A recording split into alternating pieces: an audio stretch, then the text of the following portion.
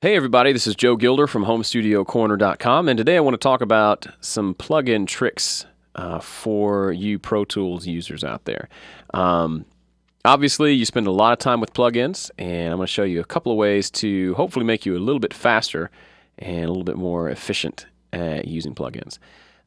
So let me just get rid of a couple of these inactive tracks so we're not dealing with those, and we'll get started. Okay, the first trick is maybe kind of obvious, but you may not know about it. It's simply how to bypass a plugin. So let's say you've got a couple videos back, I did a video on a distorted vocal. So we've got this distortion plugin on this vocal. Maybe it's not the way you planned it. So let's say we want to listen to it with and without. That's what this bypass button here is for. Maybe it's not the way you planned it. Maybe it's not up to you. Okay, so that's simple enough, but there's two steps involved there. We've got to come find the plugin, got to click on the plugin, it opens up, and then click the bypass button. That's fine, and you may do that sometimes, but maybe you just want to bypass it without having to open up the plugin. Well, on a Mac, simply hold down the Command key and click on the plugin. It'll become all blue, and that bypasses the plugin. Maybe it's not the way you planned it. Maybe it's not up to you. I know you think your dreams crash landed, but There you go, simple as that. And I believe on the PC, it's Control click, and on the Mac, it's Command click. So there's your first tip. And that's really helpful. You can do that on as many as you want. So really quick way to just A/B between having a plugin versus not having it on the track. The next thing you'll want to do a lot of times is copy and paste. Let's say, for example, you're working on the toms here, and you pull up the first one, and you've got the EQ settings just right, and the compression and the gating and everything, just like you want it. And you know that the second tom sounds pretty similar to the first one, so you want to at least have roughly the same settings. Well, you could just come open up another plugin and go back and forth between the two, and take a look at one and try to do the same settings on the other. You could also save your settings, which a lot of people do, which you come up here and just save settings and create your own preset. Then you open up the new plugin and you go in here and you load a preset and go that way.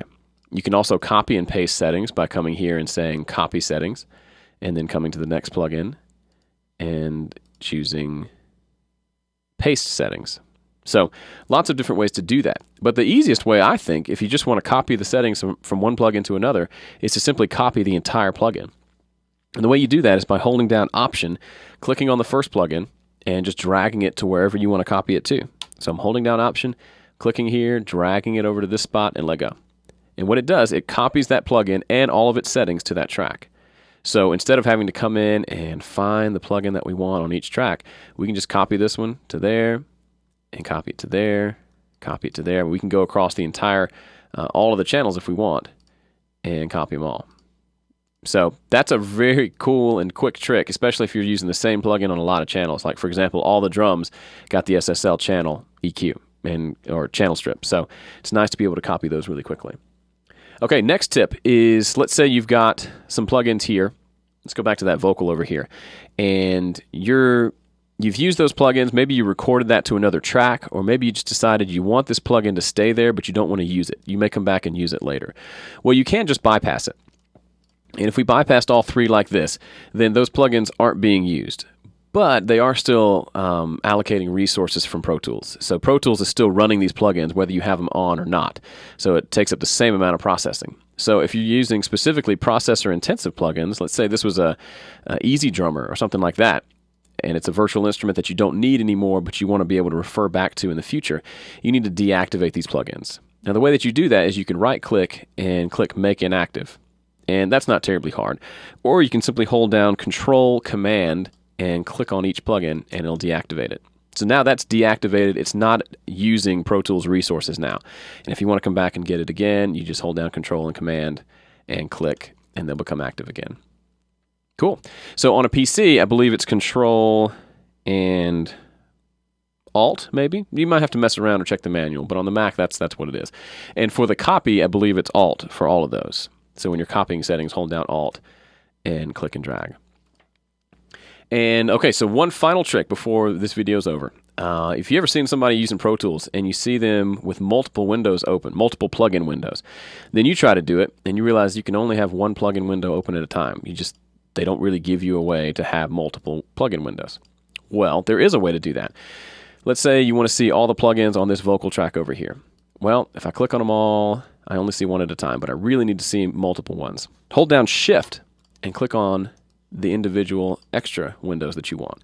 And voila, they all pop up. So now I can see all of these in action at once. Maybe it's not the way you planned it. Maybe it's not. Pretty cool, right?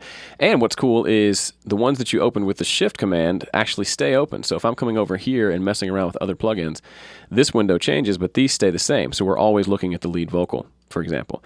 What I like to use this for a lot is if I have a plugin on my master fader that I want to keep tabs on. Let's say it's a limiter or something, and I always want to see that limiter. I'll open it with the Shift plugin button using the Shift button, and now when I'm messing around with other plugins, I can still see what's happening on the master fader at all times. So you may put some sort of a metering here so you can see that, the TT dynamic range meter. There's a lot of cool things you can do with it.